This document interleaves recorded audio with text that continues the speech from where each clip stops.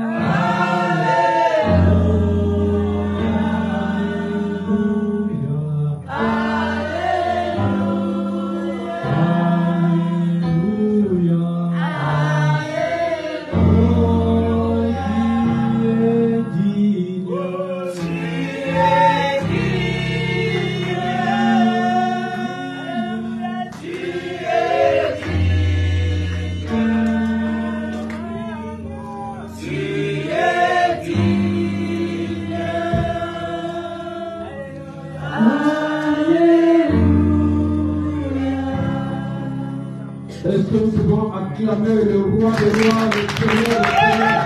Acclamons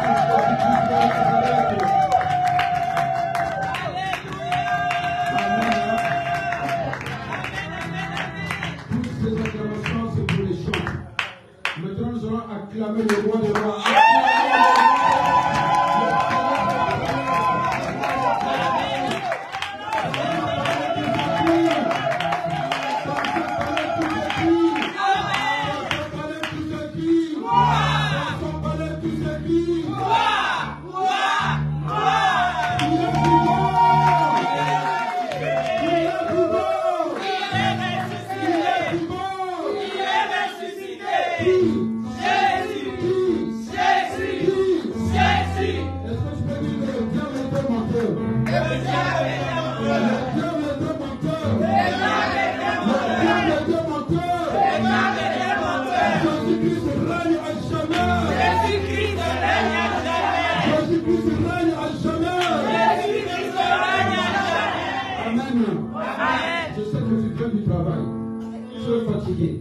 Mais la fatigue fléchira au nom de Jésus.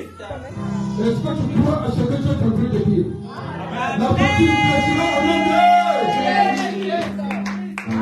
Si la fatigue fléchira devant Jésus-Christ, je vais demander encore au chant de nous amener dans la louange une seule chanson. Mais je vais voir comment tu vas danser. Si la fatigue, il faut laisser partir la fatigue. Afin que nous soyons dans la présence de Dieu. Je vais amener quelqu'un dans la présence de Dieu. Oublie la lettre du chef de justice que tu avais reçue hier. Oublie tes factures, même si tu n'as pas encore payé le loyer. Mais oublie ça parce que tu es dans la présence de Jésus-Christ de Nazareth. Mon frère, ma soeur, même dans la louange, Jésus-Christ peut guérir ou non. Même dans l'adoration, Jésus-Christ peut guérir ou non. Est-ce que tu peux dire qu'aujourd'hui c'est mon jour? Aujourd'hui c'est mon jour.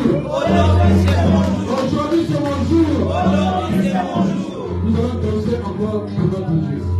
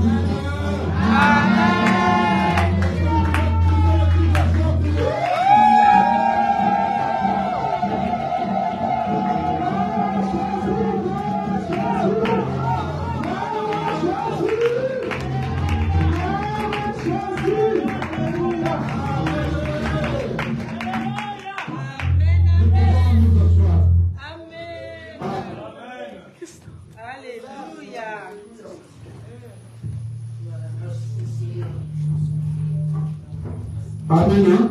Amen.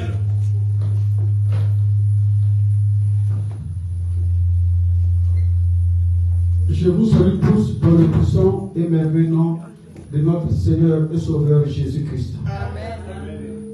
Comme vous pouvez le constater, pour ceux qui ne me connaissent pas, je suis le pasteur Arsène Lovezo, pasteur de l'église La Main de l'Éternel de la France. Amen.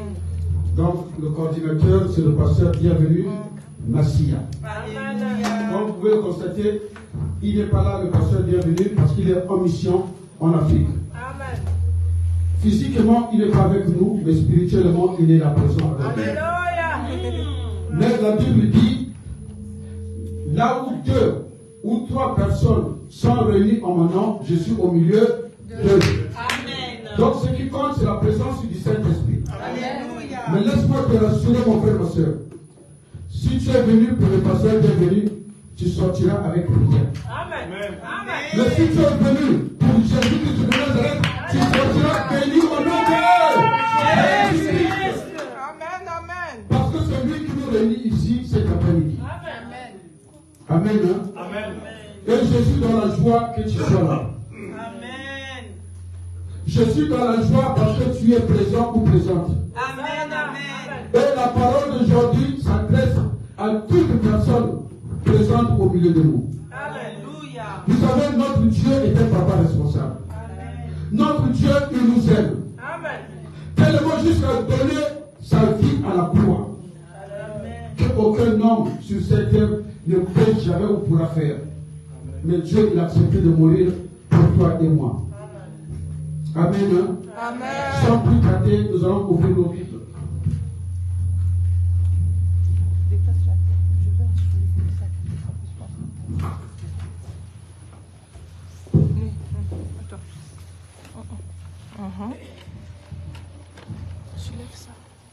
Nous sommes dans le livre de Luc. Luc chapitre 15, verset 3 jusqu'à la fin.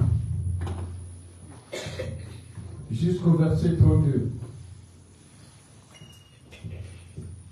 Si le moment Inès peut nous lire cela au nom de Jésus-Christ. Luc chapitre 15, verset 3 à 32.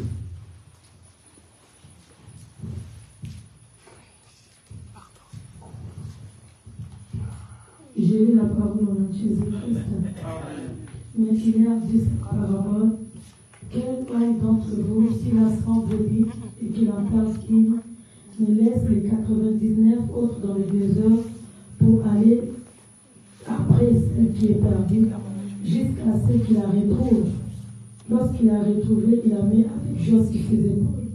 Et de retour à la maison, il appelle ses amis et ses voisins et leur dit: réjouissez-vous avec moi car j'ai retrouvé ma brebis qui était perdue. De même, je vous le dis, il y aura des pistes de joie dans les ciels pour un seul pécheur qui se répand que pour 99 justes qui n'ont pas besoin de repentance. Verset 8. Ou quelle femme, si elle a 10 drachmes et qu'elle a perdu une lampe, ne balaye la maison et ne cherche à faire soin jusqu'à qu'elle la retrouve. Lorsqu'elle l'a retrouvée, elle appelle ses amis et ses voisins et dit: réjouissez-vous avec moi car j'ai trouvé la drachme que j'avais perdue.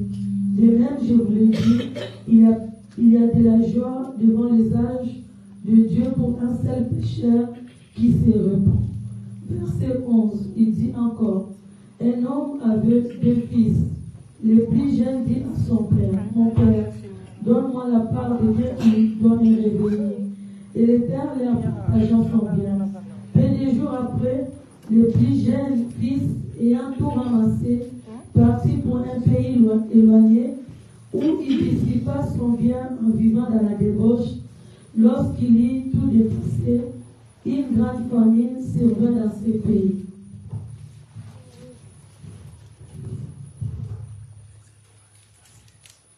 Et il commença à se trouver dans les besoins.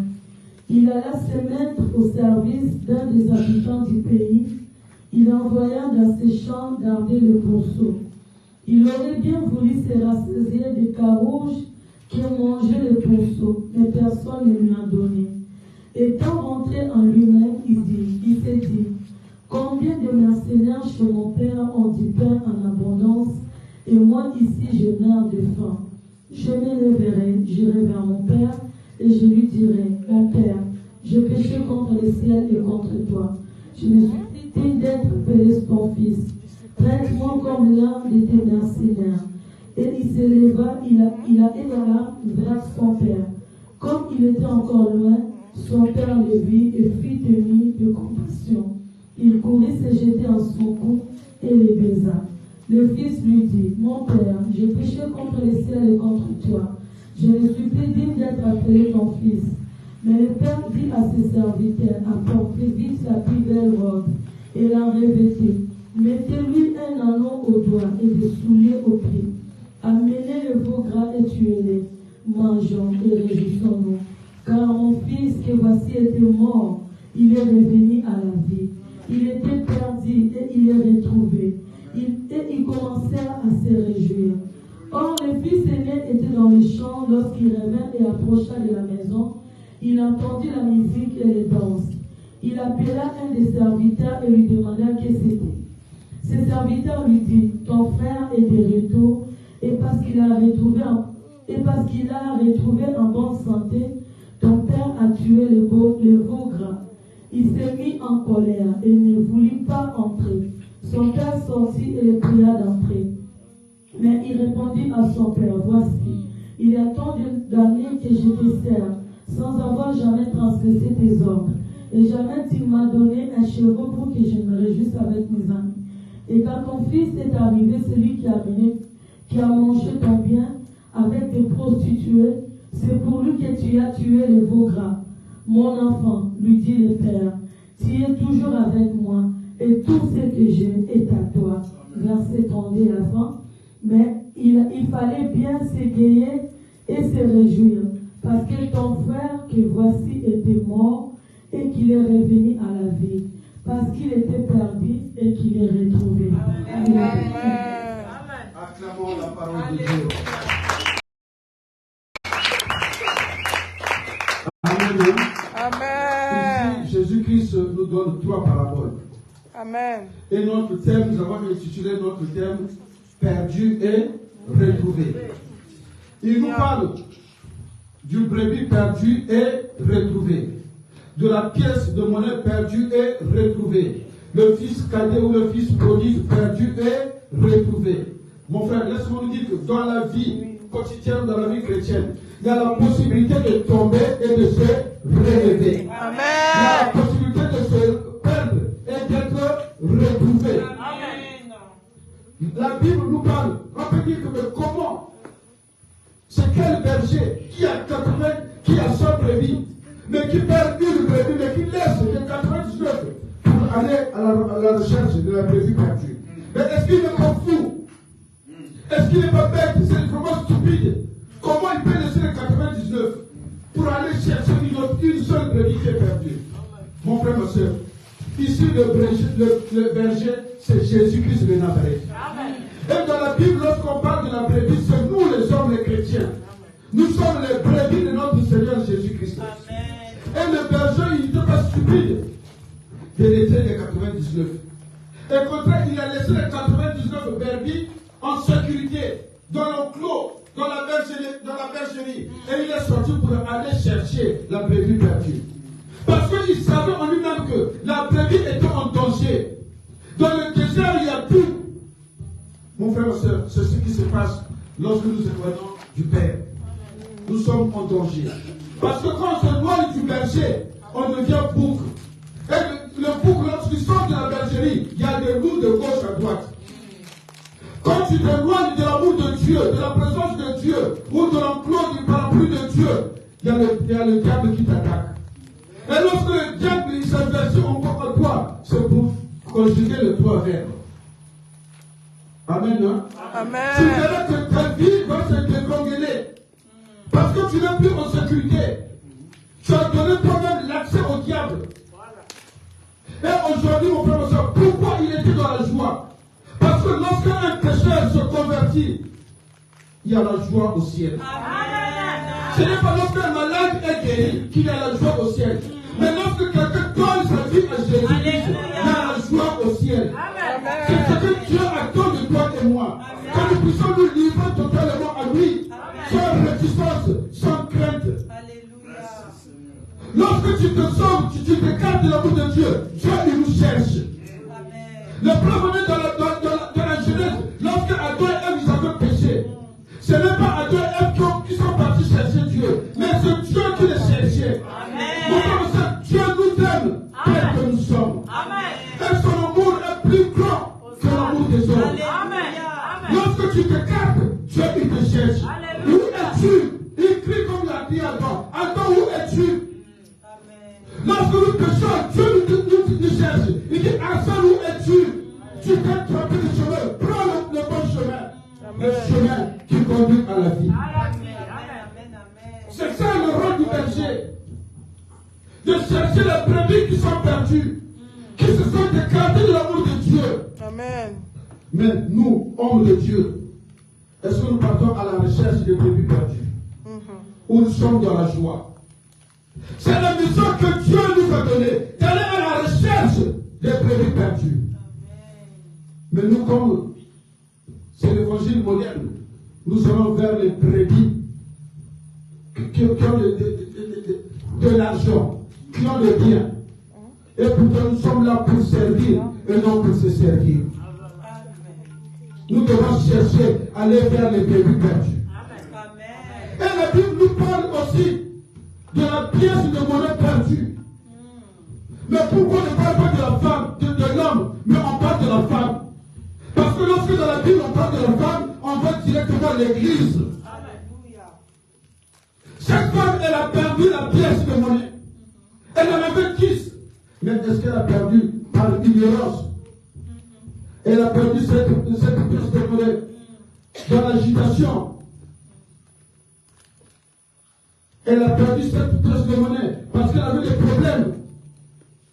Même la Bible dit qu'elle a cherché et elle a trouvé la pièce de monnaie. Mon frère, ma soeur, pourquoi elle a trouvé? Parce qu'elle a mis de l'ordre dans sa maison. Amen. Aujourd'hui, lorsque tu cherches un document que tu as perdu, tu fouilles ta maison, tu verras maintenant des documents que tu as regardés de 1900. Tu vas dire que ce document, ça ne sert à rien. Et quand tu vas trouver le document que tu cherches, tu verras que tu as mis de l'ordre dans ta maison. Amen. C'est ça l'église. Il y a la saleté dans nos églises. L'église d'aujourd'hui est sale.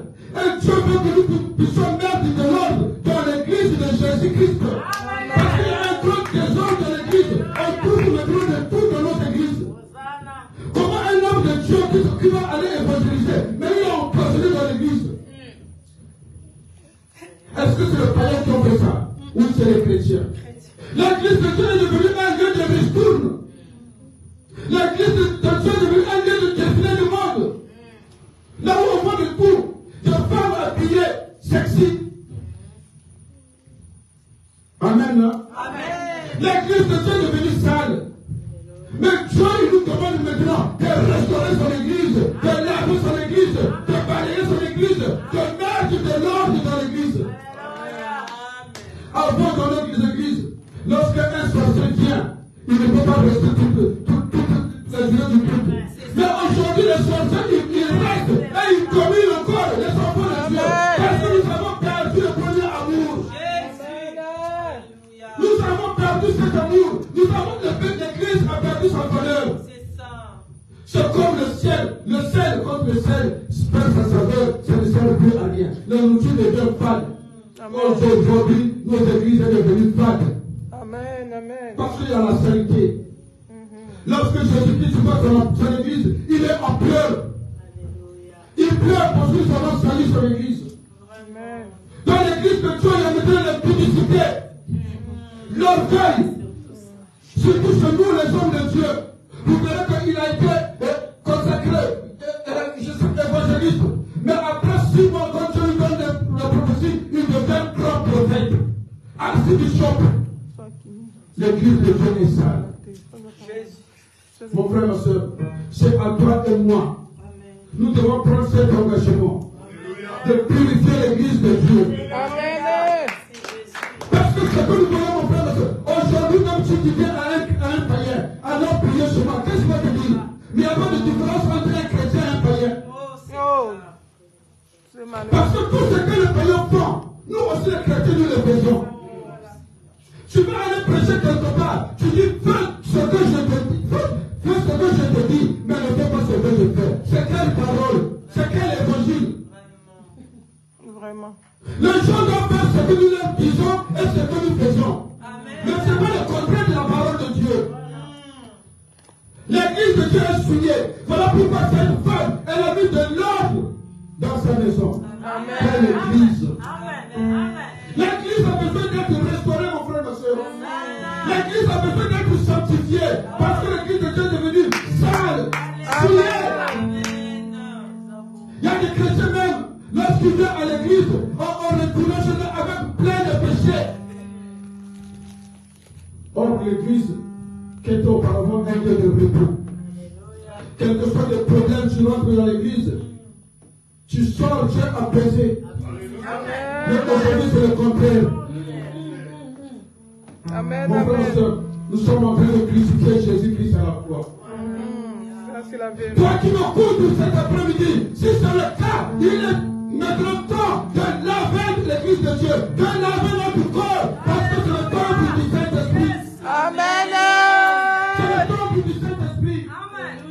Tu n'es pas n'importe qui. Nous devons marcher selon la volonté de Dieu. La pièce de monnaie n'est pas perdue d'elle-même. Mais c'est par ignorance peut-être que cette femme avait fait tomber la pièce de monnaie. Aujourd'hui, l'église de Dieu est dans l'ignorance. L'église de Dieu, mon frère, serait dans l'ignorance. Voilà pourquoi la parole de Dieu, la vraie parole, est devenue rare dans nos églises. Amen. La parole de Dieu est monnayée maintenant.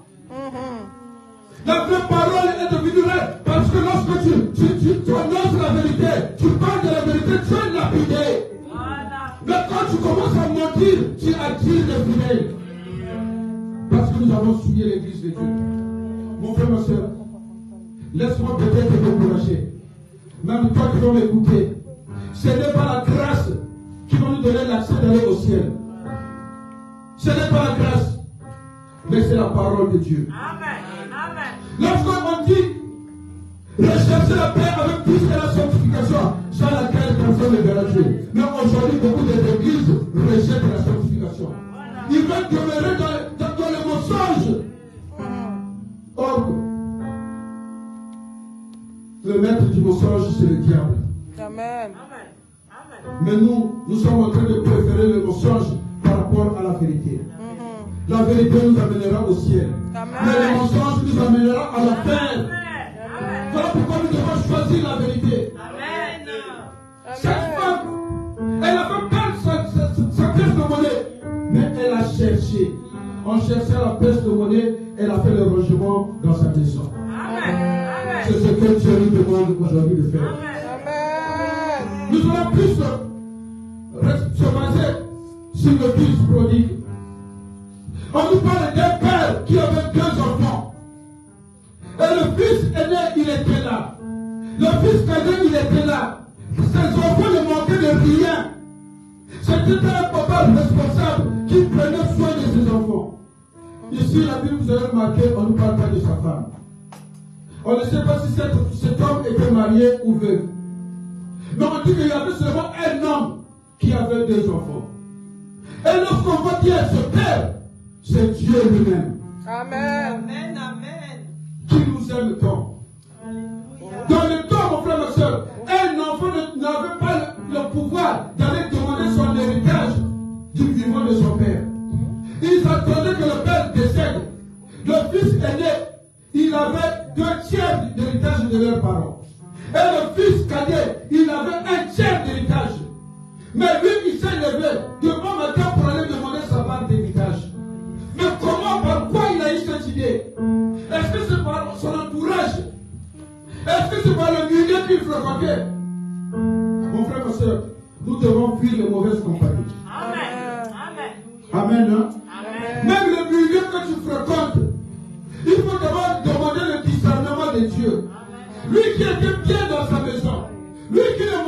rien.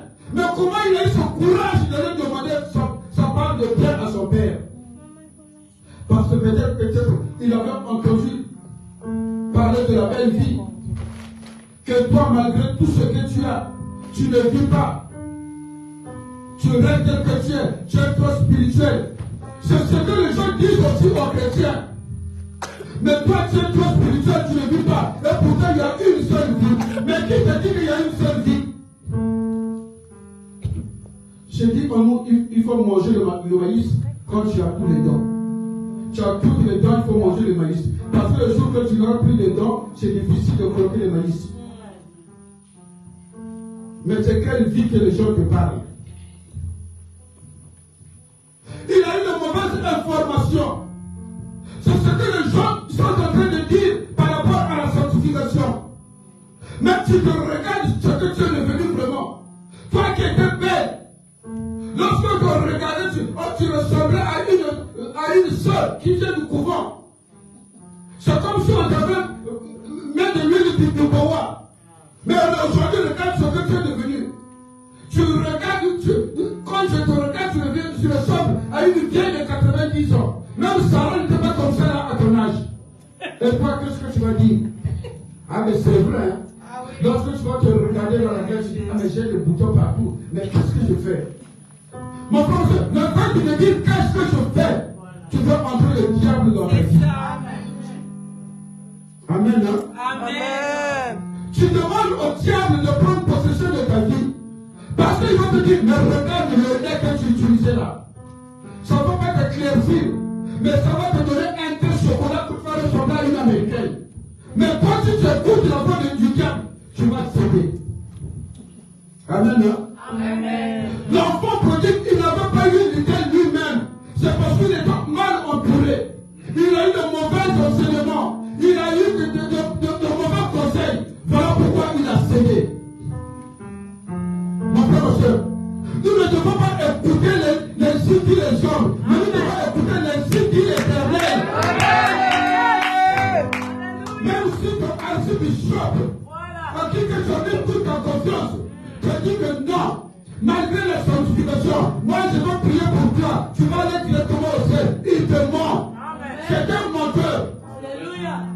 Parce que le jour de la mort, aucun homme ne peut intervenir pour ton cas.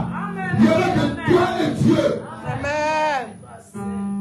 Nous devons écouter, même si quelqu'un vient te parler, il te donne de bons conseils, mais il faut aller demander Dieu. Amen. Parce que même dans la sanctification, il y a des infiltrés maintenant. Les gens qui se sont déguisés en sanctification, qui viennent distraire le peuple de Dieu. Comme les gens qui disent, non, les femmes ne peuvent pas porter les caleçons. Mais ça vient d'où? Ça vient d'où? C'est quel évangile? Non, la femme doit se faire belle. Mais belle pour qui? Pour Dieu ou pour ton mari? Belle pour Dieu, parce que Dieu nous a créés à son image, c'est là sa ressemblance.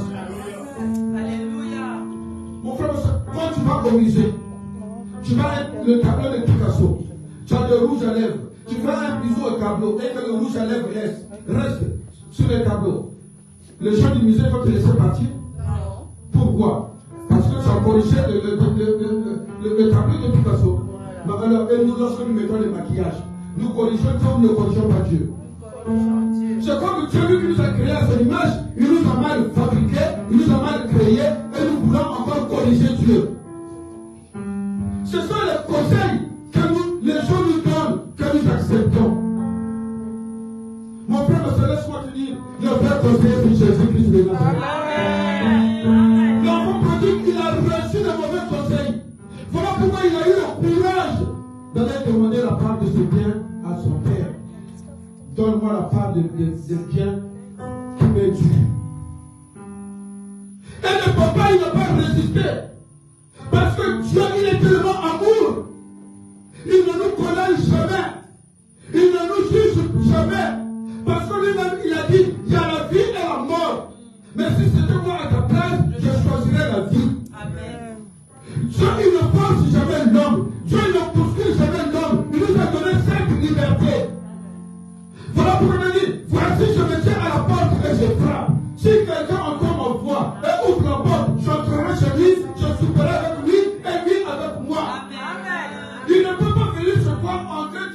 non. Il faut qu'il frappe d'abord. Si tu ne dis pas oui, il ne peut pas entrer. C'est comme quand j'étais dans la communauté, c'est moi qui réveillais le frère. Je viens, à 5 h du matin, je frappe, même si tu rentres, si tu ne me dis pas oui, je ne peux pas partir. C'est ce que Dieu fait. Si tu ne lui laisses pas la porte, il ne peut pas te forcer. Et comme c'était un papa bon, rempli d'amour, qu'est-ce qu'il a fait? Il a donné la part de bien à son fils. Mais qu'est-ce que la Bible nous dit? Il est parti dans un pays lointain, là où il a dissipé tous ses biens. Quelqu'un qui était dans la prière, il est sorti de la prière. C'est ce que toi et moi aussi nous faisons. En Afrique, on était de grands intercesseurs. Lorsque les gens nous voyaient, ils nous craignaient. Tu dormais sur le banc de l'église. Ta chemise était froissée. Tu as demandé le visa à Dieu. Dieu, par sa miséricorde, t'a donné le visa. Mais tu oublies Dieu dans l'avion. Lorsque tu rentres dans l'avion, il y a le hôtesse qui passe. Madame, un peu de vin blanc. Un peu de whisky blue. Et pourtant, la Bible, tu ne buvais pas. Mais tu commences à mener la vie de l'Europe dans l'avion. Et quand tu arrives en Europe, la première des choses, c'est de travailler. On te propose le dimanche, tu oublies que dimanche c'est la prière. Tu acceptes. Le week-end, tu n'as plus le temps. Et la vie de prière diminue. Pourquoi? Parce que tu es devenu européen. Quand tu vois les lumières, à chez nous en Afrique, c'est les derniers étages. Mais ici, il y a des couleurs, 1000 couleurs. Tu dis que non, c'est la belle vie. Mon frère, ma soeur, laisse-moi te dire, il y a un seul paradis. L'Europe, ce n'est pas le paradis. Nous devons désirer premièrement le royaume de Dieu. Toutes les choses que nous voyons, ça va rester disparaître. Il y a eu la reine d'Angleterre, quand on tirait le ciment.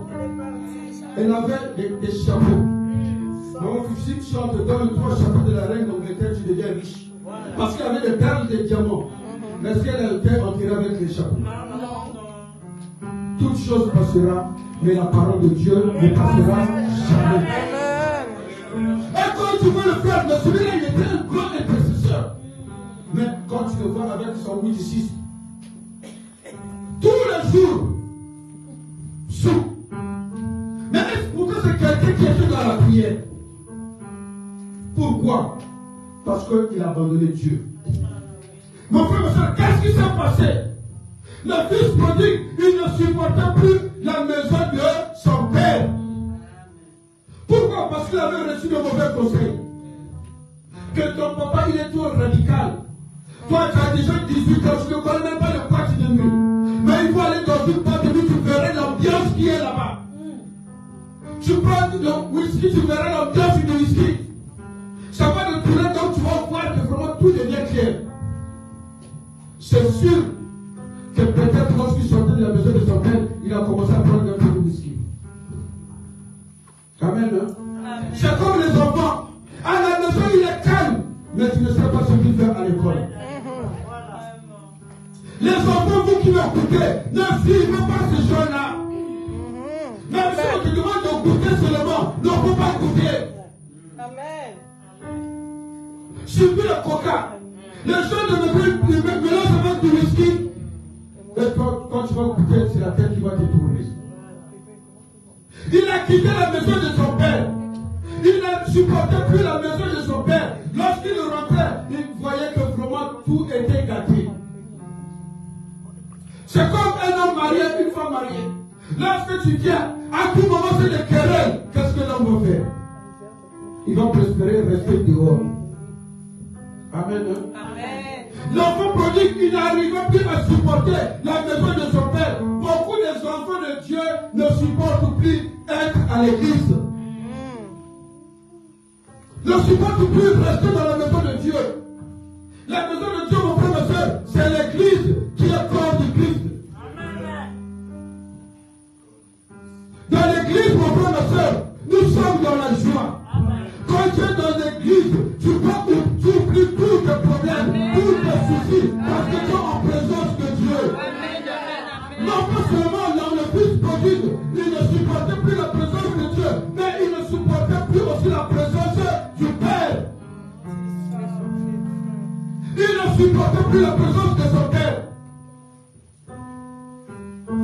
Or, il est écrit avec Dieu, nous ferons des exploits. Mon frère, quand tu t'écartes de la présence de Dieu, tu seras dévoré par l'ennemi. Parce qu'il y a que deux choses, la vie et la mort. Mais si quand tu refuses la vie, c'est la mort qui va te rattraper. Si tu refuses la mort, c'est la vie qui va te rattraper. Il n'y a que Dieu et le diable. Mais si tu tiens contre Dieu, donc tu es pour le diable. Mais si tu n'aimes pas Dieu, donc c'est que tu aimes le diable. Mais quand nous dit la parole de Dieu, approchez-vous de Dieu. Et Dieu s'approchera de vous. Amen. Alléluia. Lorsqu'on s'approche de Dieu, Dieu il s'approche de nous. Dieu il faut le chercher. Mais quand tu t'écartes de Dieu, mon frère, ma soeur, c'est la mort qui va te rattraper. Voilà. Quand tu t'écartes de Dieu, tu n'es plus sous la parapluie de Dieu. Parce que quand tu marches avec Dieu, tu seras intouchable. Amen. Parce qu'il va te protéger. Amen. Il va te garder. Amen. Même s'il vient, quel que soit le nombre qui peut venir, tu ne seras jamais à terre. Amen. Amen. Tu peux faire un songe. Quand tu as rencontré un groupe, tu t'es combattu avec eux, mais tu les as tapés. Mon professeur, ce n'est pas par ta force, mais c'est parce que Dieu était avec toi. Parce que Dieu t'a protégé. Et la présence de Dieu dans notre vie nous fait du bien. La présence de Dieu nous rassure. Quand tu es avec Dieu, mon frère, ma soeur, tu ne manqueras de rien. Parce que le Dieu d'amour, le Dieu que tu sais, tu vas pouvoir à tous tes besoins. Alléluia. Quand 1000 tombent à ta gauche, 10 000 tombent à ta droite, tu ne seras jamais atteint. Parce que ton Dieu est là pour te protéger. Ton Dieu est là pour te secourir. Quelle que soit la manœuvre de l'ennemi, ton Dieu sera là pour te secourir. Mon frère, ma soeur, je vous invite tous à chercher Dieu et à demeurer dans la présence de Dieu. Ne nous écartons pas de l'amour de Dieu. Ne nous écartons pas de la présence de Dieu. Parce que quand tu t'écartes de la présence de Dieu, mon frère, ma soeur, c'est le diable qui viendra régner. Ne laissons pas le diable régner dans notre vie. Tu verras que lorsque le diable règne, il n'y aura que des blocages, il n'y aura que des limitations, il n'y aura que des régressions dans ta vie. Ta vie ne va plus marcher. Voilà pourquoi, ma frère, ma soeur, lorsque tu as une vie de prière, et que tu ne rencontres pas de problèmes, de tentations, des épreuves, il faut se poser la question. Est-ce que je marche avec Dieu ou Dieu m'a quitté? Parce que le diable, il n'attaque pas n'importe qui. Le diable, il attaque toujours la personne qui a quelque chose de Dieu, qui a une étoile de Dieu. Mais si tu n'as pas l'étoile de Dieu, le diable, il va t'attaquer pour avoir quoi? Tu marches déjà avec lui, tu joues dans son corps, il ne va pas t'attaquer. Mais il va toujours t'attaquer lorsque tu as quelque chose de la part de Dieu. Parce que cette chose dérange le diable. Mon frère, ma soeur, nous devons nous donner à Dieu. Mais qu'est-ce que vous dit la Bible dans Matthieu 11, 28? Venez à moi, vous tous qui êtes fatigués et chargés, et je vous donnerai du repos. Mais lorsque tu t'éloignes de la présence de Dieu, mon frère, il ne peut pas te donner le repos. Tu seras toujours chargé. Et lorsque tu es chargé, mon frère, ma soeur, c'est difficile même d'être dans la présence de Dieu. Lorsque tu es chargé, tu ne peux même pas bien prier. Parce que lorsque tu te mets en position de prière, le diable vient te présenter ta souffrance. Regarde, le Dieu que tu sais, s'il est vivant, pourquoi il n'a pas agi? Mais toi, qu'est-ce que tu vas faire? Tu vas dire, ah ben bien, je suis fatigué aussi, je dors pour moi. Dormir même sans prier. Lorsque tu le fais, mon frère, ma soeur, tu laisses le démon prendre possession de ta vie. Nous devons toujours être dans la présence de Dieu. Amen. Nous devons toujours être dans la présence de Dieu. Amen. Nous devons toujours être dans la présence du Père. Amen. Lorsqu'on n'est pas pris de la présence du Père, ça se fait sentir. Comment on peut remarquer cela? Lorsqu'il y a veillée de prière, pour tenir jusqu'à la fin, c'est difficile. Tu trouves que c'est ennuyant vraiment. Même quand il y a des retraites, on dit que le 14 avril, la retraite des mamans, des femmes, tu dis non, ça c'est pas mon problème. J'irai pas.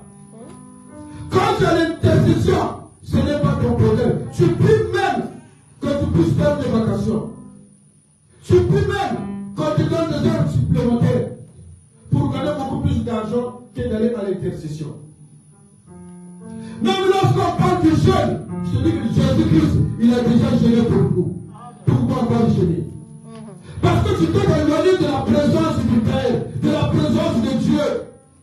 Amen. Quand je suis dans la présence de Dieu, mon frère, ma soeur, tu peux adorer pendant même 1 heure, 2 heures, sans se rendre compte. Quand tu vas dire Amen, tu dis, ah, je suis resté 3 heures dans la prière. Mais tu ne t'es pas rendu compte parce que tu es dans la présence de Dieu. Mais quand tu n'es pas dans la présence de Dieu, c'est difficile de prier même pendant 15 minutes. 15 minutes, tu trouves que tu fais même 15 heures. Parce que tu n'es plus dans la présence de Dieu. La présence de Dieu devient ennuyante, devient embêtante. Même il y a des chrétiens qui disent que Dieu, lorsque tu lui donnes le bras, il te prend tout ton cœur, tout ton corps. Avec Dieu, tu ne peux pas vivre comme tu veux. Avec Dieu, il te demande beaucoup de choses. Il y a trop de recommandations. Mais moi, je n'appelle pas ça une recommandation. Dieu nous montre seulement le chemin de la vie. Amen. Il dit que la scène pour vivre longtemps ne faut pas faire ça. Amen. Pour aller au ciel, il faut faire ça. Dieu ne nous oblige pas.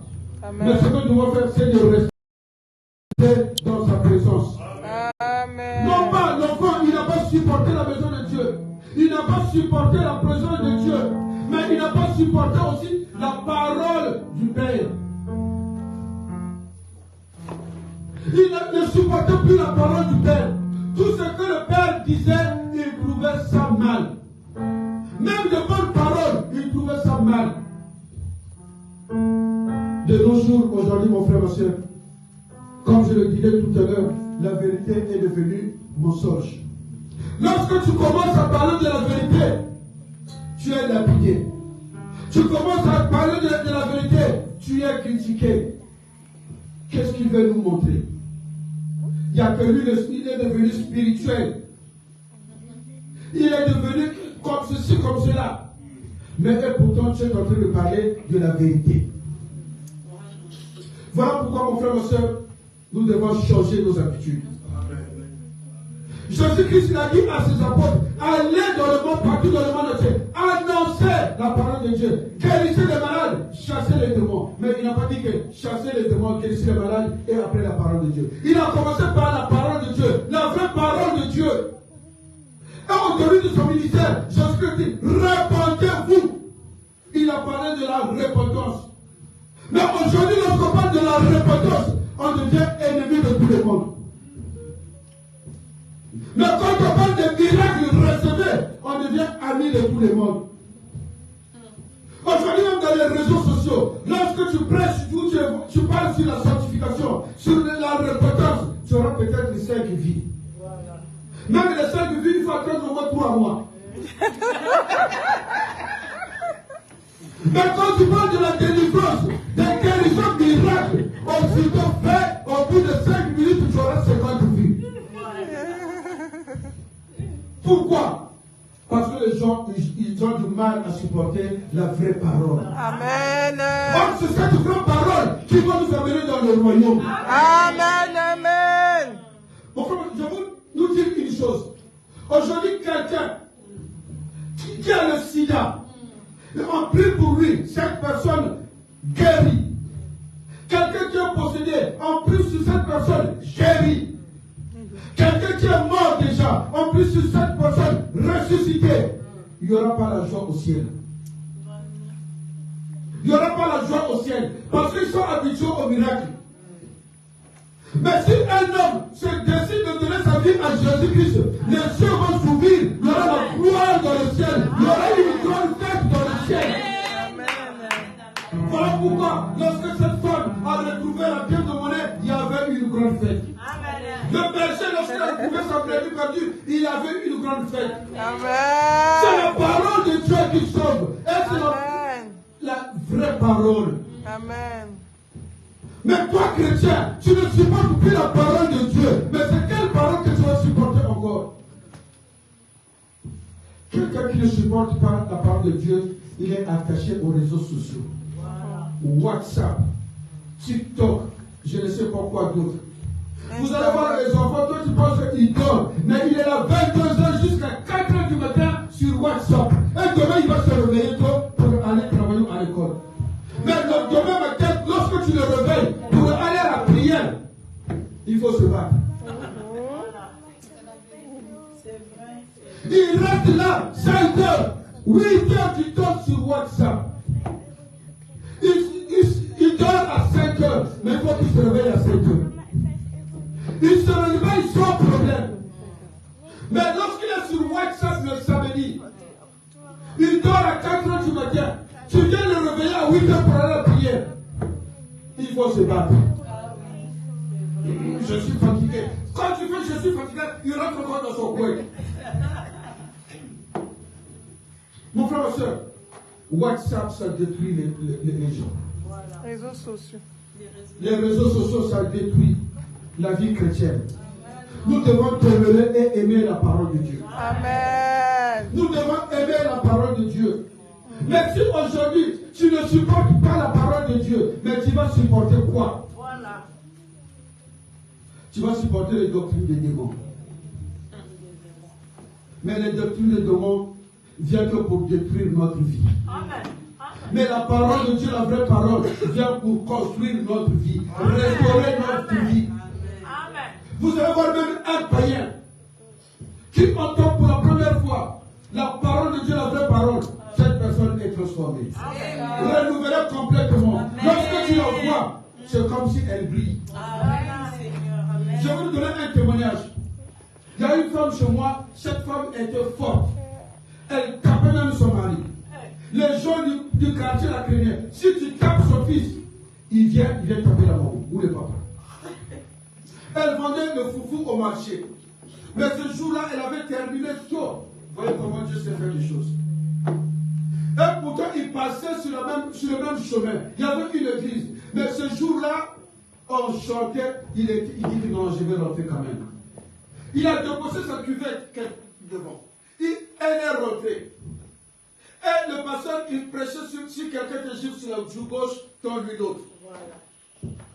Le message était ancré en elle. Et à la fin, ils ont chanté. Dans mon cœur, dans mon cœur, dans mon cœur, alléluia.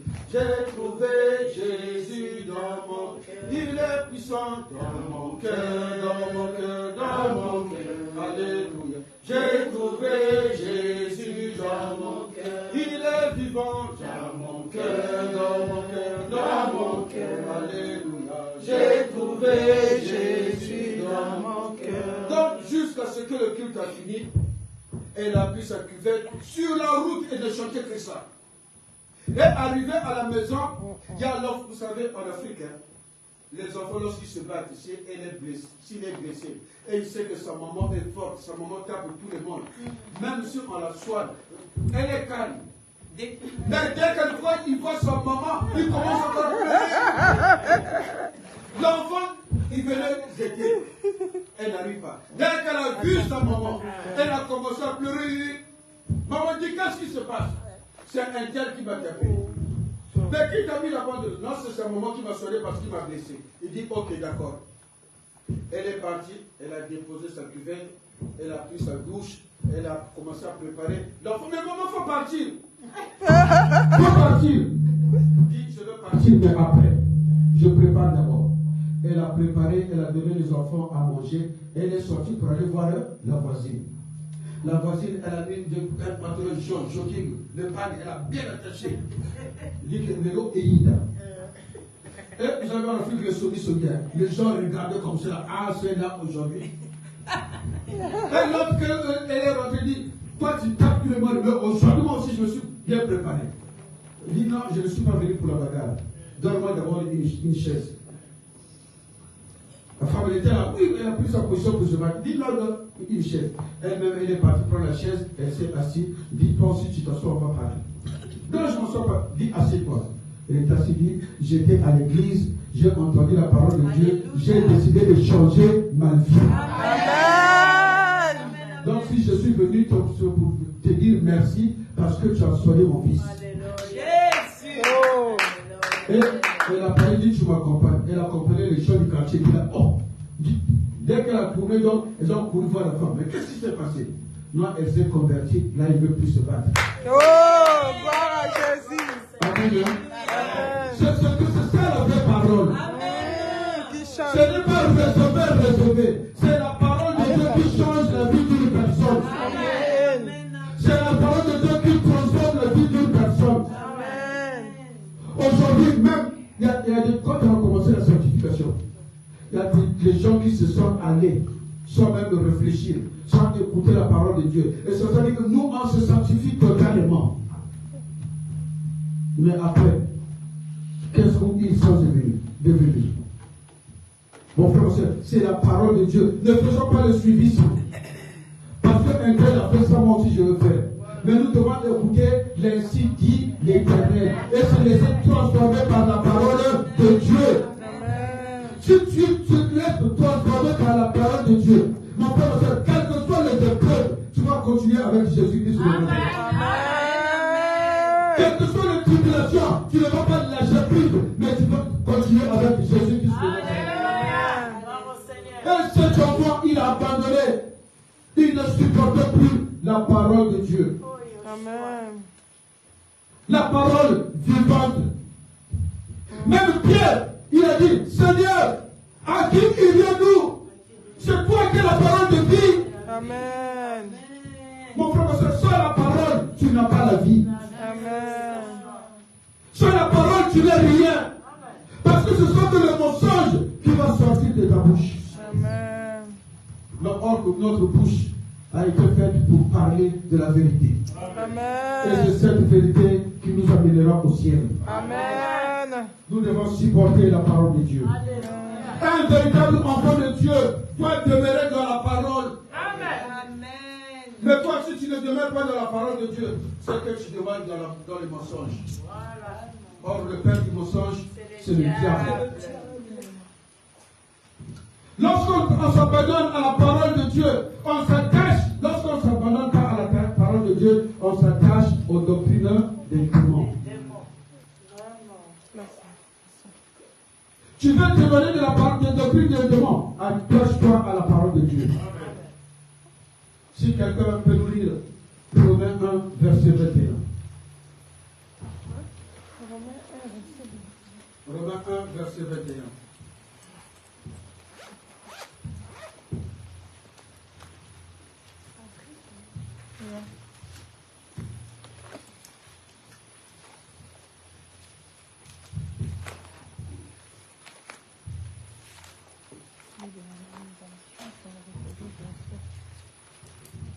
Je lis Romains 1, verset 21 au nom de Jésus-Christ. Amen. Amen.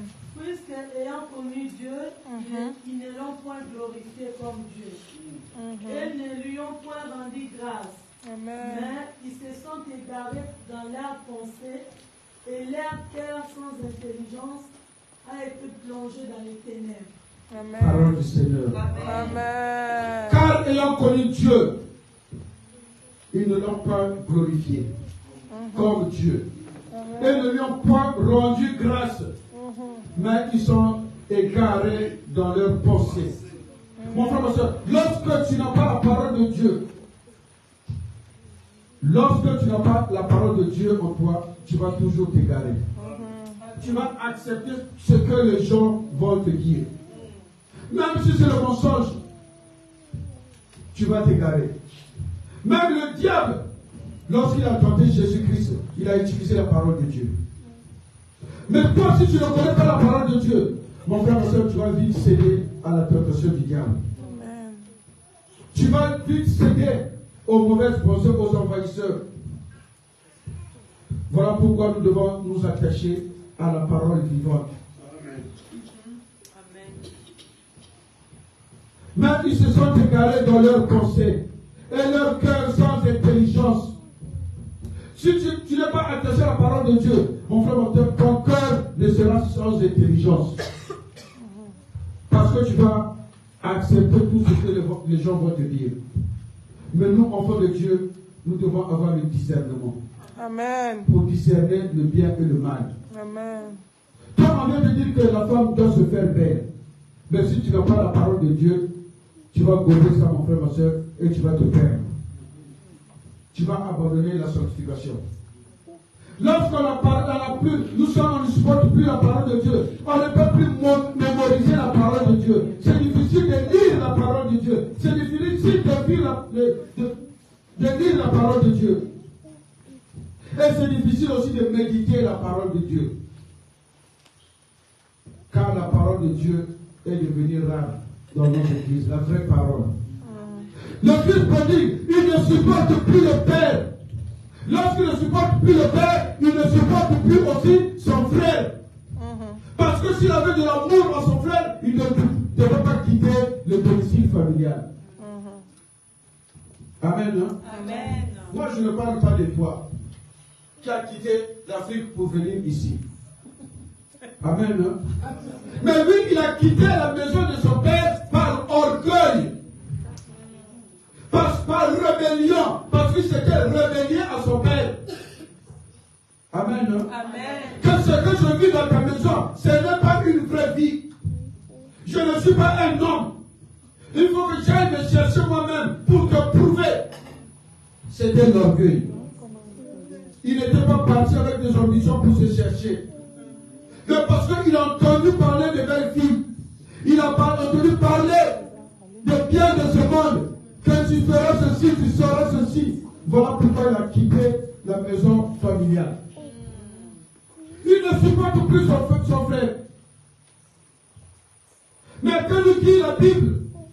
Tu aimeras ton Dieu de tout ton cœur, de toute ton âme, de toute ta force et de toute ta pensée. Il n'a pas dit que tu aimeras Dieu.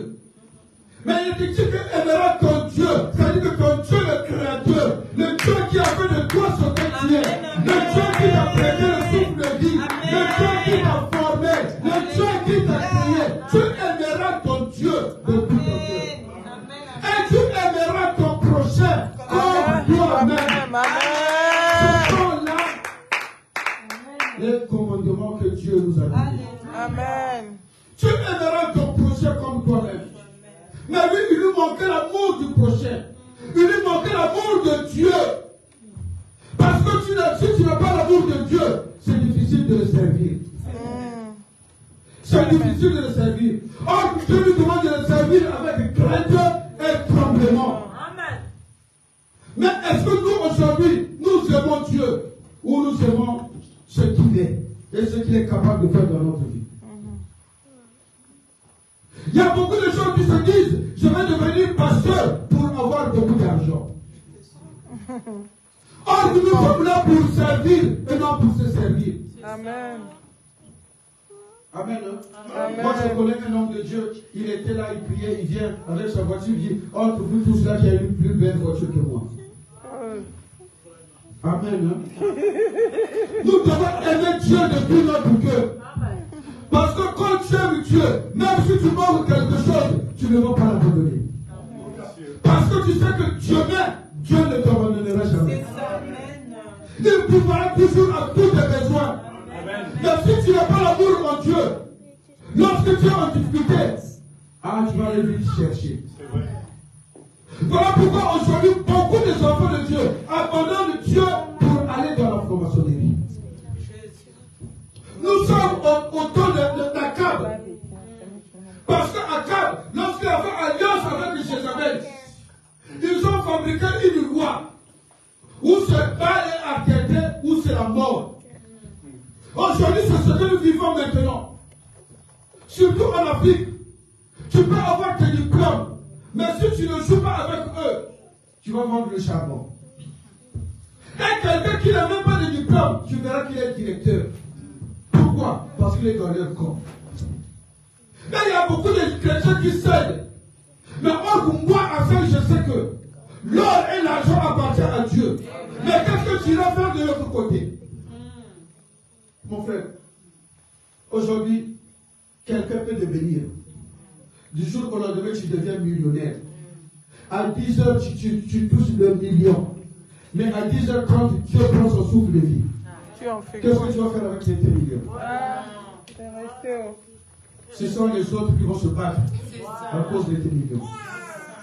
Mais toi, par contre, tu es à l'enfer avec le feu éternel. Voilà pourquoi nous devons chercher premièrement le royaume de Dieu. Nous devons chercher premièrement le royaume de Dieu. Parce que toute chose passera, mais la parole de Dieu ne passera jamais. Dieu nous a donné l'exemple de l'homme riche et Lazare. Lazare, il était pauvre. Mais le jour de leur mort, Lazare, il était dans la joie, il était heureux que l'homme riche. Amen. Hein? Amen. Cherchons premièrement le royaume des cieux. Aimons-nous les uns les autres. Amen. Mon frère, ma soeur, quand tu n'as pas l'amour, c'est la haine qui va s'installer. Voilà. Et la haine amène à la violence, à la destruction, à la mort. Nous devons pratiquer l'amour. C'est ce que Dieu nous demande. Amen. Mais aujourd'hui, dans nos églises, est-ce qu'il y a le vrai amour? Est-ce qu'il y a le vrai amour? Ah, moi je vais aller chez un tel, chez la sœur un tel, parce que je sais que quand je vais là-bas, je mange. Mais chez la sœur un tel, là-bas, quand tu arrives là-bas, elle te donne seulement de l'eau. C'est comme si chez moi, il n'y a pas de l'eau. Et le conseil qui te donne là, qui va t'amener au ciel. Mais là où tu vas, tu sais, ah, moi aujourd'hui, j'ai trafiqué, j'ai fait des faux fiches de paye. J'ai fait de faux chèques. Regarde ce que j'ai gagné. Est-ce que je te donne 1000 euros? Toi, quand tu trouves les 1000 euros, tu glorifies Dieu. Amen. Mais je ne sais pas que c'est l'argent du péché.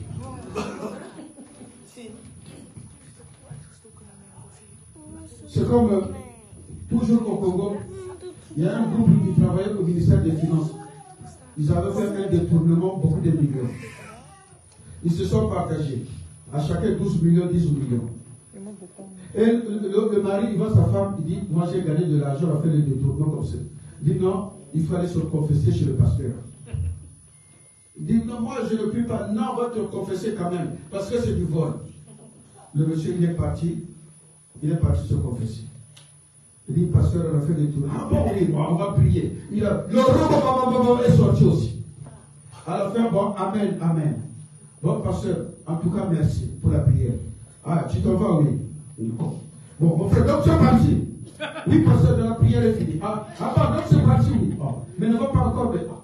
Mais tu n'as pas oublié quelque chose. J'ai oublié quoi? Ma dîme. L'argent, voilà, tu demandes la dîme.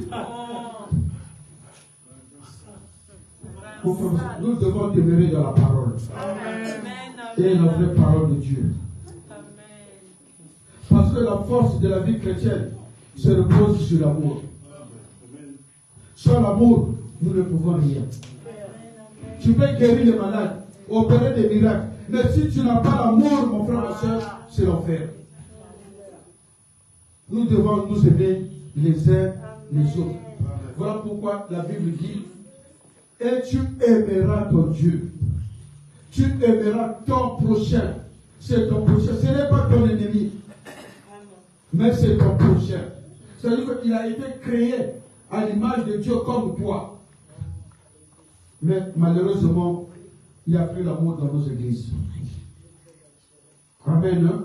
Amen.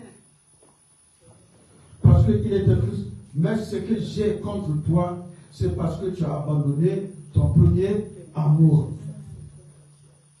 Lorsqu'on abandonne l'amour, mon frère, ma soeur, nous ne sommes plus avec Dieu. l'amour, c'est de nous aimer les uns les autres. Moi, j'aime pas le mot supporter. Il faut se supporter. Moi, je préfère porter vous les uns les autres. Parce que quand tu portes ton frère dans ton cœur, son problème devient ton problème. Ses soucis deviennent tes soucis. Mais quand tu le supportes, tu supportes, un jour, ton cœur sera une boîte de sardines qui est expirée, une boîte de tomates. Lorsque tu mets seulement le couteau, ça s'éparpille partout. Un jour, tu vas craquer, tu vas dire que trop, c'est trop. Amen, non? Pourquoi? Parce que tu supportes ton frère. Mais nous devons nous porter les uns les autres. Ton souci, c'est mon souci. Amen. Ton problème, c'est mon problème. Amen. Mais nous, chrétiens, on te dit que non.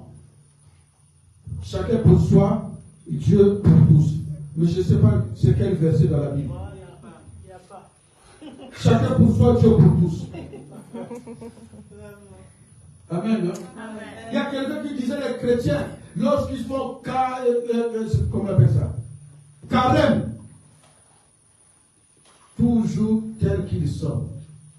Même si tu lui demandes 1 euro, mais pour tel ami, il ne va pas te donner. Mais les musulmans, lorsqu'ils font le ramadan, ils ont de l'amour. Ils partagent. Même si tu ne fais pas partie des musulmans, ils te donnent. Ça donne l'argent des sacrifices. Ils ont, entre guillemets, leur Dieu ne se ressemble pas à notre Dieu. Mais du côté amour, nous chrétiens sommes trop loin. Nous n'avons pas l'amour en soi.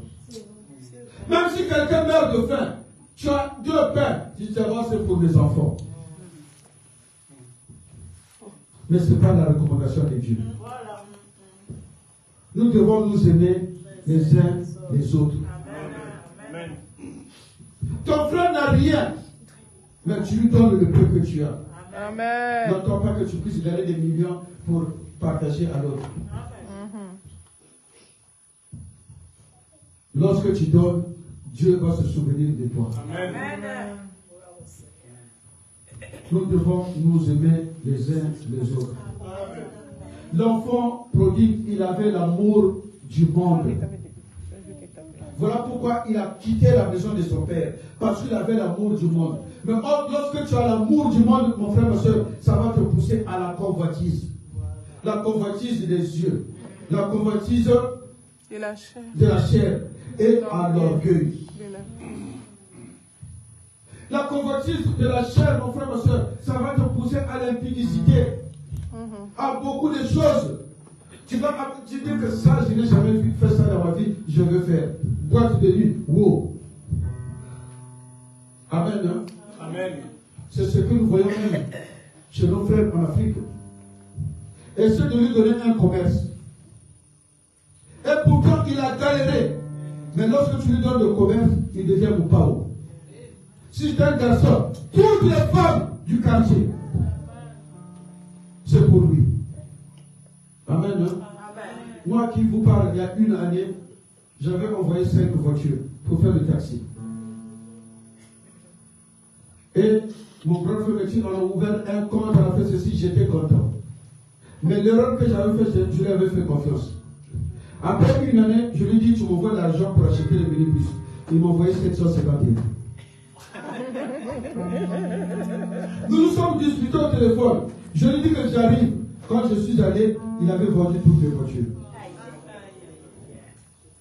Tout vendu. Donc, il était devenu roi. Il était devenu riche.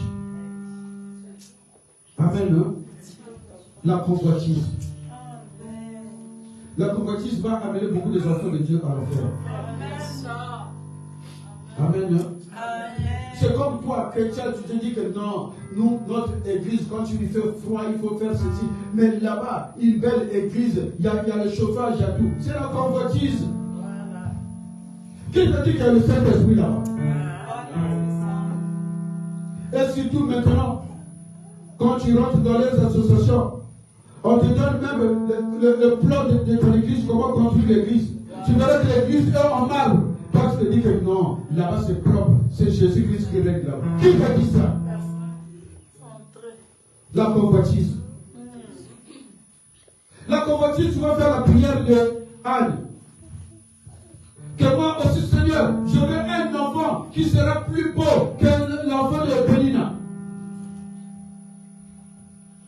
Cette prière, Dieu aussi ne va pas te donner. Amen. Que mon frère, papa, finalement, il a maintenant une société. Moi aussi, je veux faire une société qui va dépasser sa société. La convoitise. Surtout la convoitise. Tu verras que, surtout chez les femmes. Amen. Surtout chez les femmes. Moi, voilà pourquoi je n'aime pas faire les courses des magasins avec ma femme. Tu verras, elle a le sac rose. Mais elle va le sac vert. Pourquoi c'est la même marque? Non, parce que j'ai une robe rose, jaune, avec ça, ça va aller. Mais pourquoi elle a ça? La convoitise chez les femmes. Tu vois, le voisin, il a acheté une belle voiture. Nous aussi, une toute belle voiture. Mais avec 0 km. Tu sais comment il a fait pour avoir cet argent? Voilà, c'est ça. Est-ce que tu sais comment il a fait pour avoir cet argent? Elle a acheté des chaises. Nous aussi, on fait cette qualité. Qu'on donne de ce que tu as. Amen. Parce que si tu réagis toujours comme ça, mon frère, ma soeur, ça serait facile d'aller toucher. Vous savez, le diable, il sait lui-même qu'il lui reste peu de temps. Voilà pourquoi il est rentré maintenant en mode séduction. Il faut sortir des choses au iPhone. Ça va arriver jusqu'à combien? iPhone 20, 50. Imaginons, toi tu gagnes 1200 euros. Mais tu dis que moi je vais acheter un iPhone. Le nouveau là c'est combien? 1400. Wow. Mais quand tu gagnes 1200 euros, mais tu vas aller acheter un iPhone de 1400 euros. Pourquoi? Parce que ta copine a ça. Voilà. La convoitise. La convoitise, mon frère, ma soeur. La convoitise va ruiner beaucoup des enfants de Dieu. Amen. Amen. La convoitise des yeux, c'est le désir et l'accumulation des biens. Tu veux toujours accumuler. Lorsque nous avons la convoitise, mon frère, ma soeur, il n'y a plus l'amour en nous. Parce que nous sommes attachés à nos biens. C'est le cas du jeune homme riche qui avait tous ses biens, qui pensait adhérer à la vision de Jésus-Christ. Mais lorsque Jésus-Christ lui dit, va, vends tout ce que tu demandes, donne-en aux pauvres et viens sur moi. Depuis qu'il était parti, je ne sais pas en quelle année, il continue toujours à marcher. Parce qu'il était attaché à ses biens. Je ne sais pas là où il est arrivé maintenant là. Mais la Bible dit qu'il n'est jamais retourné voir Jésus-Christ. Pourquoi? Il a Parce fait qu'il des était graves attaché biens. à ses biens. Oh Seigneur, délivre-moi. Parce que même quand tu as une voiture, quelqu'un rentre dans ta voiture. Mon frère, nous lorsqu'on était petits, vous savez avant, la télévision c'était pas dans toute la maison. Quand tu avais le match, tu vas aller regarder le match. On te regarde, on te dit que non, tu t'es pas lavé. Va d'abord te laver. Tu cours à la maison, tu laves les pieds, tu cours les cheveux, tu viens. Lorsque tu ah oui, tu t'es lavé. Va regarder. Mais tu vas t'asseoir aussi sur leur chaise. Par terre. Tout ça, c'est la convoitise. S'ils avaient l'amour, ils devaient quand même nous faire asseoir par leur chaise. Mais pourquoi? Toi, tu es pauvre, tu vas abîmer ma chaise. Quelqu'un qui a la convoitise, il s'attache à son bien. C'est comme s'il fait de son bien un Dieu. Or, il y a un seul Dieu. Amen. Il fait de son bien un Dieu. Son bien devient intouchable. Tu ne le touches même pas. Amen. Hein? Amen. C'est son domaine privé. Tu ne peux pas toucher. C'est comme un couple retraité. Ils avaient acheté, ils avaient construit. Et ils ont écrit cela nous suffit. Ils étaient des païens. Mais un jour, ils dormaient. Le mari dit à sa femme, non, je vais aller me soulager, je viens. Lorsqu'il est parti se soulager, il n'est plus revenu. Mais peut-être avec écrit cela nous suffit. Il devrait mettre Dieu nous suffit peut-être. Amen, non? la convoitise. Quand tu as l'esprit de la convoitise, c'est difficile de se soumettre encore à Dieu. Il n'y aura plus la soumission à Dieu. Parce que tu es attaché au bien de ce monde. Pourquoi? Dieu, c'est ton argent. Vous allez voir, même un milliardaire, pour te donner 100 000, c'est difficile. Hein? Même si tu travailles chez lui, il paye mal. Mais pourtant, ils ont des milliards. Mais pourquoi? Parce qu'ils pensent que l'argent là, c'est leur Dieu. Or, il y a un seul Dieu, le Dieu créateur du ciel et de la terre. Amen. L'orgueil dit aux richesses. L'orgueil, mon frère et soeur, ne nous ramènera pas dans le royaume. Mais l'orgueil est là pour nous détruire. La Bible dit, le fils prodigue, après, lorsqu'il a pu supporter tout ce que j'ai rémunéré, il est parti dans un pays lointain. Il a mené une vie comme il voulait. Et sa vie était détruite. Il manquait même à manger. Qu'est-ce qu'il fait? Il est parti travailler chez un monsieur qui lui a confié les porcs. Il voulait même manger le nourriture de porc. Mais personne ne lui a donné. Il était quand même plus bas. Il n'avait rien. Même ses amis l'ont quitté. Parce que quand tu as l'argent, mon frère, ma soeur, imaginons que toi tu vas en Afrique. Il y a des gens qui t'entourent, qui veulent marcher avec toi. Mais quand tu n'as plus rien, ils commencent à partir un à un. Tu te retrouves seul. Et personne n'est pour te venir en aide. C'est le cas de l'enfant prodigue. Il était devenu seul. Même les copines qui donnaient l'argent, elles sont toutes parties. Personne ne pouvait s'approcher à lui. Lui qui était bien dans la maison de son père. Mais qu'est-ce qui s'est passé? Il a pris la décision de retourner dans la maison de son père. Il dit, je retournerai dans la maison de mon père. Je lui dirai, Père, j'ai péché contre toi, contre le ciel. Ne me considère plus comme ton enfant, mais considère-moi comme un de tes esclaves. Quel niveau, mon frère, ma soeur. Quelle décision. Il n'a pas eu honte. Il ne s'est pas posé mille une question. Mais est-ce qu'il va me chasser? Est-ce qu'il va me mettre en prison? Dit le sorcier que je vais partir vers mon père. Amen. Mon frère, ma soeur, c'est ce que Dieu nous demande de faire. Même quand tu tombes, il faut que tu te relèves. Reconnais ton péché devant Dieu. Amen. Quel que soit le péché que tu as commis, n'aie pas honte de le confesser. N'aie pas honte de retourner dans la maison de ton père. Parce qu'il nous accueille à bras ouverts. Notre Dieu, il n'aime pas le péché, mais il aime le pécheur. Même si tu es tombé plus bas, Dieu nous donne des moyens de se relever. Même si tu sens le péché, Dieu est capable de nous laver, de nous restaurer. Voilà pourquoi lorsque l'enfant a pris la décision de retourner dans la maison de son père, le père là où il était, il regardait de temps en temps, parce qu'il était sûr que mon fils reviendra. Mon frère, ma soeur, cet après-midi, Dieu te donne la main. Amen. Il te donne la main. Il te oublie ce que tu as fait, mais viens à moi. Parce que c'est moi qui ai la solution à tes problèmes. C'est moi qui va te restaurer. Je veux te visiter cet après-midi. Je veux te visiter cet après-midi. Je veux te restaurer cet après-midi. Je veux te laver cet après-midi. Je veux te donner ta saveur. Je veux te redonner la saveur qui te manquait. Amen. Il dit bien. Et lorsqu'il est parti, le papa n'était pas en colère. Il était dans la joie parce qu'il a retrouvé son fils. Il a dit, mon fils, voici, lui qui était mort, il est revenu à la vie. Il est revenu à la vie. Il est revenu à la vie. Dieu ne veut pas la mort des pécheurs. Dieu ne veut pas la mort des pécheurs.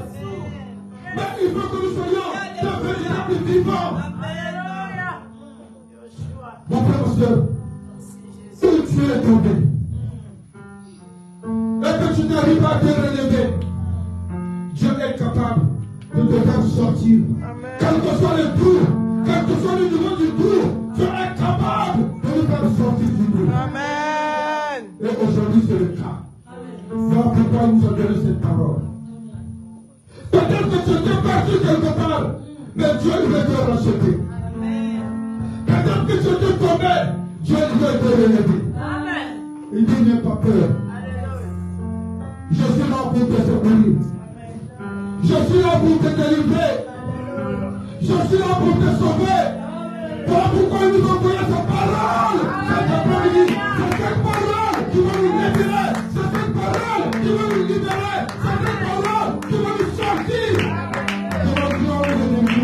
Alléluia. Parce que la parole de Dieu est oui et amen.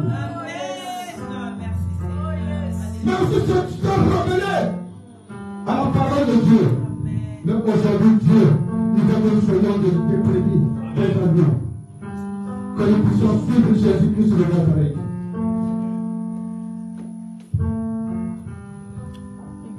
Est-ce qu'on peut se lever tous?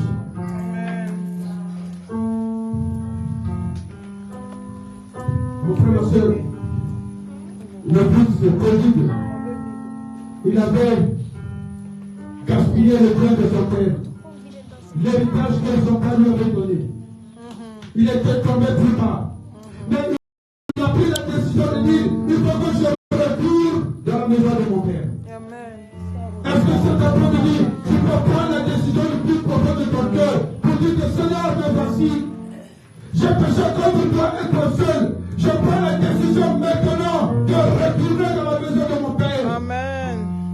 Je prends la décision de t'appartenir, Seigneur. Parce que sans toi, ma vie n'a pas de sens. Amen. Sans toi, Seigneur, je ne peux rien faire. Est-ce que tu peux prier au nom de Jésus? Commence à prier. Ma soeur. Prends la décision de t'abandonner totalement à Dieu. Dis Seigneur, me voici. Dis Seigneur, me voici. Je ne sais pas pourquoi tu ne pries pas. Commence à prier, commence à demander de la prière. Dispose ton cœur devant Dieu. Dis Seigneur, me voici. J'ai péché contre toi et contre le ciel. Je ne suis pas digne d'être appelé ton fils. Mais Seigneur Dieu, je m'abandonne. Je m'abandonne, Seigneur. Je sais que tu es là à la colère riche pour mon tête, Seigneur.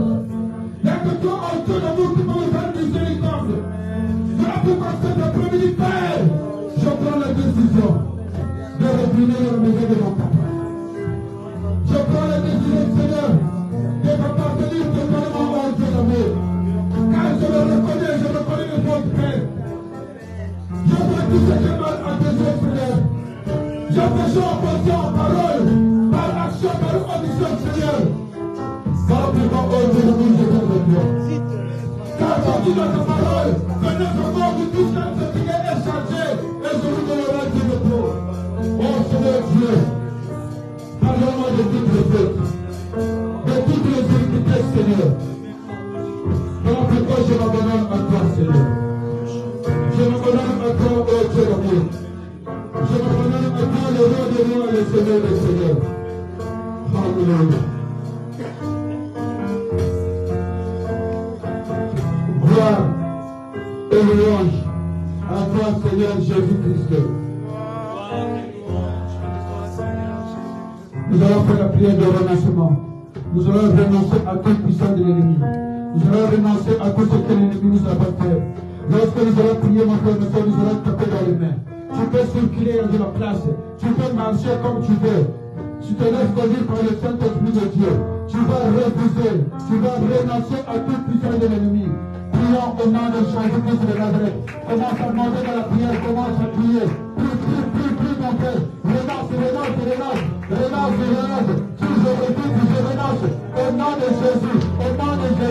Je dis non, je refuse, Seigneur, à tout ce que l'ennemi m'a imposé, à tout ce que l'ennemi m'a fait faire. Je dis non, je refuse. Au nom de Jésus. Je renonce à toute culpabilité, à toute esprit de mensonge. Je dis non, je refuse.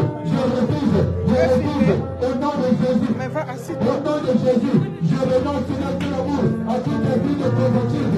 Je dis non, je refuse. À toute esprit de échec. Je dis non, je refuse. Au nom de Jésus. Au nom de Jésus. Je renonce à toute esprit de rébellion. Je dis non, je refuse. Au nom de Jésus. Je renonce. Je refuse.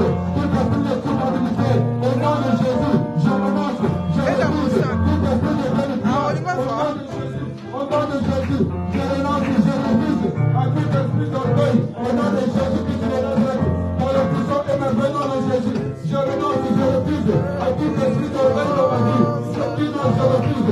Au nom de Jésus-Christ, au nom de Jésus-Christ, au nom de Jésus, je renonce pour leur Dieu d'amour à tout esprit de péché. Je dis non, je refuse. Au nom de Jésus, au nom de Jésus, au nom de Jésus, je renonce, je refuse à tout esprit de ténèbres, tout esprit de malignerie, tout esprit de femme de nuit, tout esprit d'orgueil. Je renonce, je refuse. Au nom de Jésus, au nom de Jésus, au nom de Jésus, je renonce, je renonce, je renonce, je renonce, je renonce, je refuse. Au nom de Jésus, au nom de Jésus, au nom de Jésus, je refuse, je refuse, je refuse, je refuse, de mauvais péché, je refuse, tout à fait de soucis, des inquiétudes, de tristesse, je dis non, je refuse, je dis non, je refuse. Au nom de Jésus, au nom de Jésus, je renonce à mon amour, je renonce, je refuse à tout esprit contre notre volonté, je dis non, je refuse, je dis non, je refuse. Au nom de Jésus-Christ de Nazareth, dans le puissant et merveilleux nom de Jésus. Gloire et louange à toi, Seigneur Jésus.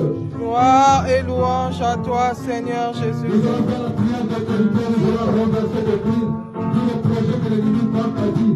Pendant que nous allons prier, nous allons encore taper dans les mains. Prions avec autorité, prions au nom de Jésus-Christ de Nazareth. Commence à renverser avec lui, mon frère, mon cher. Commence à renverser avec lui. Tout ce qui a planifié dans sa vie, commence à renverser. Toutes les pièges, les stratégies, les plans de l'ennemi, renverse des crimes au nom de Jésus. Tout ce qui est les blocages, que le blocage soit détruit, que les chaînes soient brisées maintenant, que les chaînes tombent, que les chaînes tombent, que les chaînes tombent. Au nom de Jésus, au nom de Jésus, au nom de Jésus, au nom de Jésus, tout ce qui est de l'ennemi par mon Seigneur, ça viendra à vie, ça viendra de réalité. Au nom de Jésus, au nom de Jésus, au nom de Jésus, au nom de Jésus, je remercie Jésus-Christ, et je suis de la vie, qui te fait le fond de vie, après le Seigneur, qui te fait le courage, je fais de la vie, parce que la vie, comme maintenant, comme maintenant, comme maintenant, comme maintenant, comme maintenant, au nom de Jésus, au nom de Jésus, et le blocage de stagnation, et le blocage, au nom de Jésus, au nom de Jésus, je m'appelle Jésus comme au Seigneur de nom, et le ciel, et le ciel, et le ciel,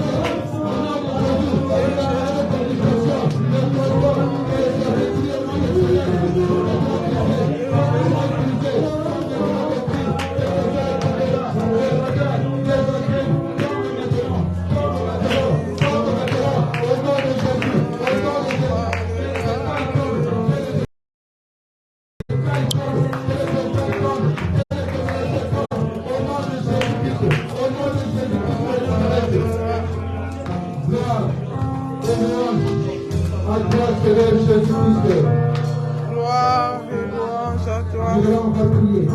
Tu vas prendre la position convenable. Tu vas aller arracher tes biens, tes projets, tout ce que l'ennemi a pu ordonner, tout ce qui t'appartient. Tu vas dire, j'arrache et je sors avec mes biens. Prions au nom de Jésus-Christ de Nazareth. Oh Seigneur Dieu, on te rend tout au-dessus de tous les noms. Conduit par le Saint-Esprit de Dieu, je m'en vais arracher, Seigneur, tout ce qui m'appartient. J'arrache mon ministère, je sors avec mon ministère. Au nom de Jésus-Christ